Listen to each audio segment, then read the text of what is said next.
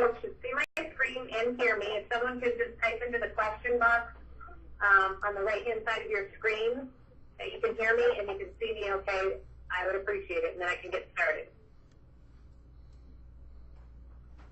All right, great. Thank you very, very much. The other thing I just want to confirm are the folks from Carroll on the phone? Yes. Yes. Can you let me know if you're on the phone, the folks from Carroll? If you're in this meeting?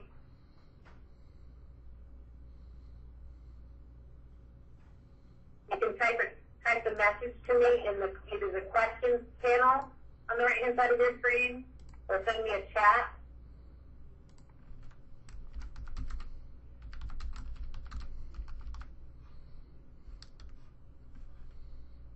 Okay, great.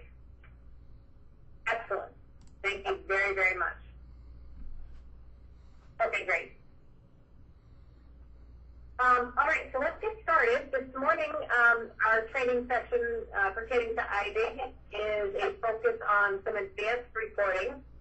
Specifically, what we're going to talk about today are the custom columns report, and nested within that, the capabilities to add custom rows and perform calculations. Additionally, we'll take a look at the market comparison report. Then we'll take a look at a couple of overview reports from the overview section, specifically the account overview and the custom overview.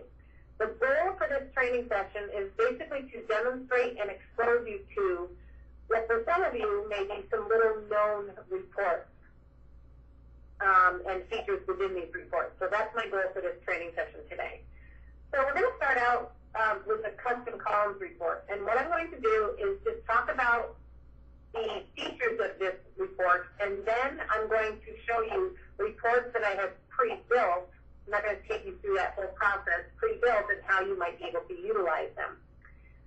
So the custom columns report in iDig is one of the more flexible reports. You can incorporate a lot of different types of information here alongside of each other. You can do distribution, sales information, some operation type things as well, all within this one report by adding different types of columns and different filters to those columns and different measures to those columns. So you'll notice that this particular report has the capability to add up to 120 visible columns. Every single column that you add can be completely different from each other, meaning different time periods, different measure or measures, and also a different filter. So this report in iDig allows you to filter your columns to different dimensions, or any dimension, quite frankly. So the other reports, the other sales reports out of Report Builder, like the comparison or historical comparison or rolling periods, does not allow you to filter your columns with dimension detail. You can do that here in this report, which is one of the reasons it's such a flexible and comprehensive report. The types of columns also vary. So by default, as you know, whenever you go to create any report in iDig will always give you some sort of starting off point. Like you see here, it gives me just one column of information and allows me to build off of this one column. So it defaults to what we call just a singular sales column. You can edit it and make it anything you want. A sales column telling me a time frame, a measure, and whatever column filters that I want. Now, just because I have the opportunity to filter columns to dimensions, it doesn't mean I have to, but you certainly can. And if you don't, then it was just going to give you the results of that column based on whatever you decide to show in the rows of your report. So here, notice that you have the ability, like I said, to add up to 120 visible columns. What kind of columns? You can add a sales column, which is the similar thing to what you see here. You could add a rolling interval column. Essentially what that is the rolling periods report back from Report Builder. It allows you to modify. So when you start adding some of these options, you'll notice that iDig does a couple of things. For instance, if I add a sales column, what iDig will do is it will take the column before it and give you the same time period and the same measures for that column.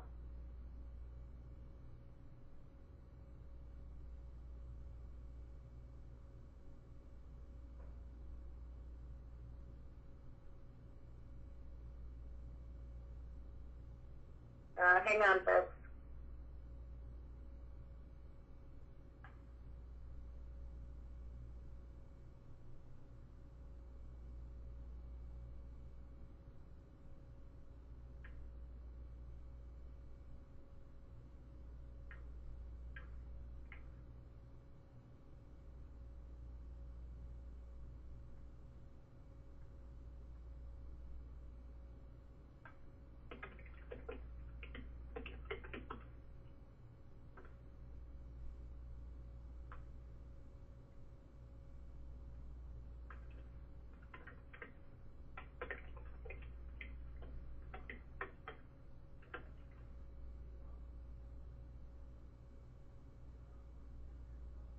Hang on, sorry, folks.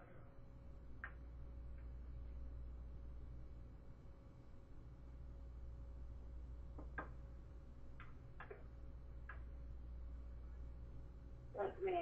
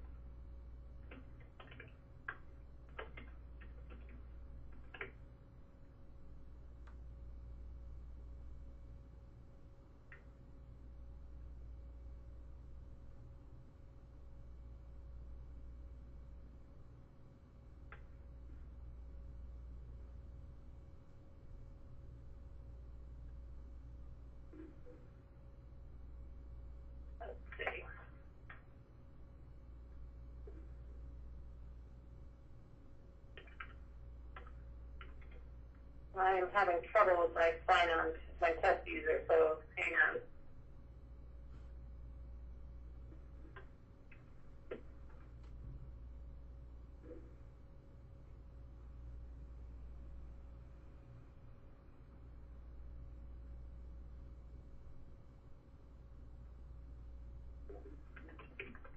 It might be something to do with my internet connection.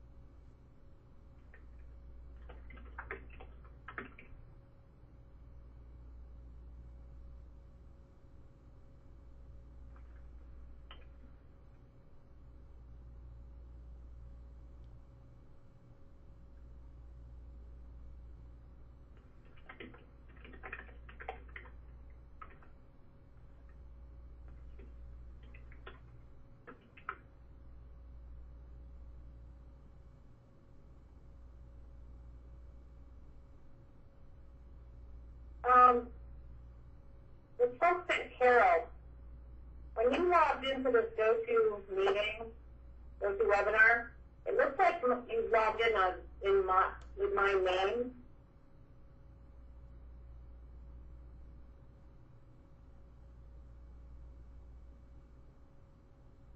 Can you hang on 1 second? I want to see. It's showing you as my name. Hang on 1 second.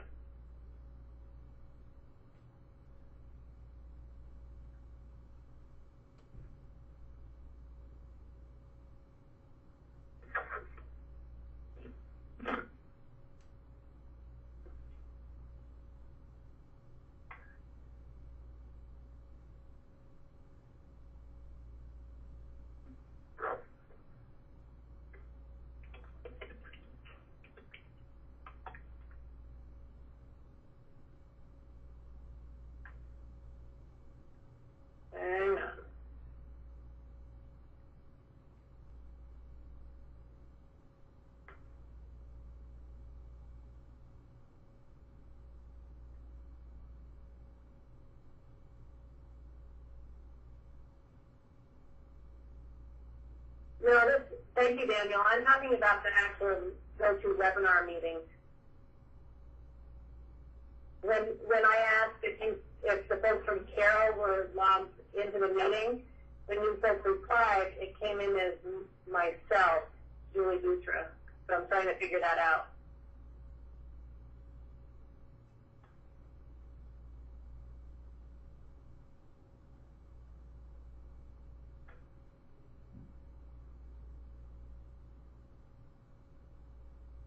Hang on.